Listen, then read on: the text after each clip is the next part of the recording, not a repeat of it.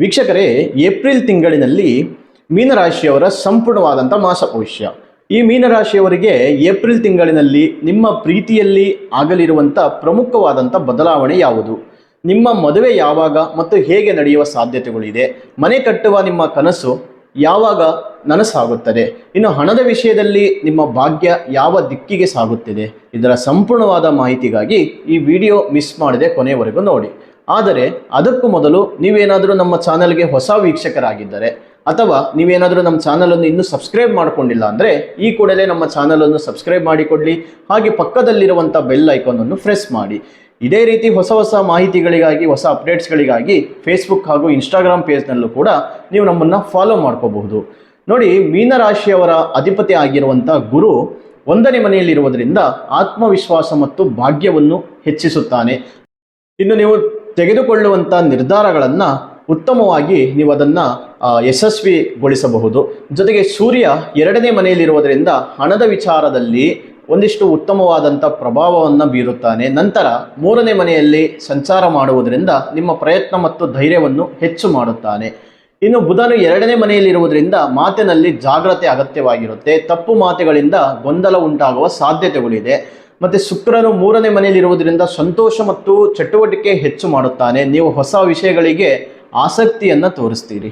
ಯಾವುದೇ ವಿಷಯ ಆಗಿರಬಹುದು, ಹೊಸದಾಗಿ ಏನಾದರೂ ಒಂದು ಪ್ರಯತ್ನ ಮಾಡಬೇಕು, ಈ ರೀತಿ ಯೋಚನೆಗಳು ಈ ತಿಂಗಳಿನಲ್ಲಿ ಕಂಡುಬರುತ್ತೆ. ಇನ್ನು ಶನಿ 12ನೇ ಮನೆಯಲ್ಲಿರುವುದರಿಂದ ಖರ್ಚು ಮತ್ತು ಒಳಗಿನ ಒತ್ತಡಗಳು ಹೆಚ್ಚಾಗುತ್ತದೆ. ನೀವು ನಿಯಂತ್ರಣ ಇಡುವುದರಿಂದ ಮುಖ್ಯವಾಗಿರುತ್ತೆ.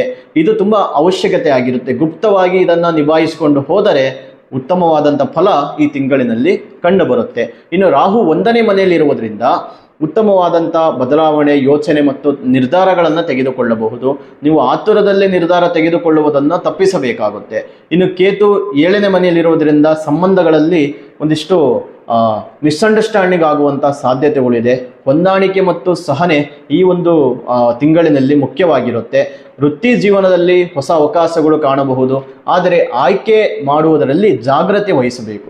ನೀವು ಯೋಚನೆ ಮಾಡುವಂಥ ವಿಷಯಗಳು, ತೆಗೆದುಕೊಳ್ಳುವಂಥ ನಿರ್ಧಾರವೇ ನಿಮ್ಮ ಮುಂದಿನ ದಿಕ್ಕನ್ನು ಬದಲಾಯಿಸುತ್ತದೆ. ಇನ್ನು ಹಣದ ವಿಷಯದಲ್ಲಿ ಖರ್ಚು ಹೆಚ್ಚಾಗುವ ಸಾಧ್ಯತೆ ಇದೆ. ನೀವು ಯೋಜನೆ ಮಾಡಿಕೊಂಡರೆ ಆರ್ಥಿಕ ಸ್ಥಿರತೆ ಕಾಪಾಡಿಕೊಳ್ಳಬಹುದು. ವ್ಯಾಪಾರದಲ್ಲಿ ಸಣ್ಣ ಮಟ್ಟದ ಲಾಭ ಕಾಣಬಹುದು. ಆದರೆ ದೊಡ್ಡ ನಿರ್ಧಾರಗಳನ್ನು ತಡವಾಗಿ ತೆಗೆದುಕೊಳ್ಳುವಂಥದ್ದು ಉತ್ತಮವಾಗಿರುತ್ತೆ. ಕುಟುಂಬದಲ್ಲಿ ಭಾವನೆಗಳನ್ನು ನಿಯಂತ್ರಿಸುವಂಥದ್ದು ಮುಖ್ಯವಾಗಿರುತ್ತೆ. ನಿಮ್ಮ ಮಾತು ಮತ್ತು ವರ್ತನೆ ಸಂಬಂಧಗಳಲ್ಲಿ ಒಂದಿಷ್ಟು ಗಟ್ಟಿಯಾಗಿರುತ್ತೆ. ಆರೋಗ್ಯದ ವಿಚಾರದಲ್ಲಿ ನಿದ್ರಾಹೀನತೆ, ಮಾನಸಿಕ ಒತ್ತಡ ಅಥವಾ ದೇಹದ ಒಂದು ನೋವು, ಸುಸ್ತು ಈ ರೀತಿಯ ಸಮಸ್ಯೆಗಳು ಕಂಡುಬರುತ್ತೆ. ಹಾಗಾಗಿ ಸರಿಯಾದ ವಿಶ್ರಾಂತಿ ಮತ್ತು ನಿಯಮಿತ ಜೀವನ ಶೈಲಿಯ ಅಗತ್ಯ ಈ ಒಂದು ತಿಂಗಳಿನಲ್ಲಿ ಬೇಕಾಗುತ್ತದೆ. ಇನ್ನು ಮೀನರಾಶಿಯವರಿಗೆ ಈ ತಿಂಗಳಿನಲ್ಲಿ ಪ್ರಮುಖವಾಗಿ ಮಾಡಬೇಕಾದಂಥ ಶಾಸ್ತ್ರೋಕ್ತ ಪರಿಹಾರಗಳು ಏನೆಂದರೆ, ಗುರುವಿನ ಅನುಗ್ರಹಕ್ಕಾಗಿ ಗುರುವಾರದ ದಿನ ವಿಷ್ಣು ಅಥವಾ ದತ್ತಾತ್ರೇಯ ದೇವಸ್ಥಾನಕ್ಕೆ ಭೇಟಿ ನೀಡಿ ಹಳದಿ ಹೂವು ಅರ್ಪಿಸಿ ಪ್ರಾರ್ಥನೆ ಮಾಡಬೇಕು.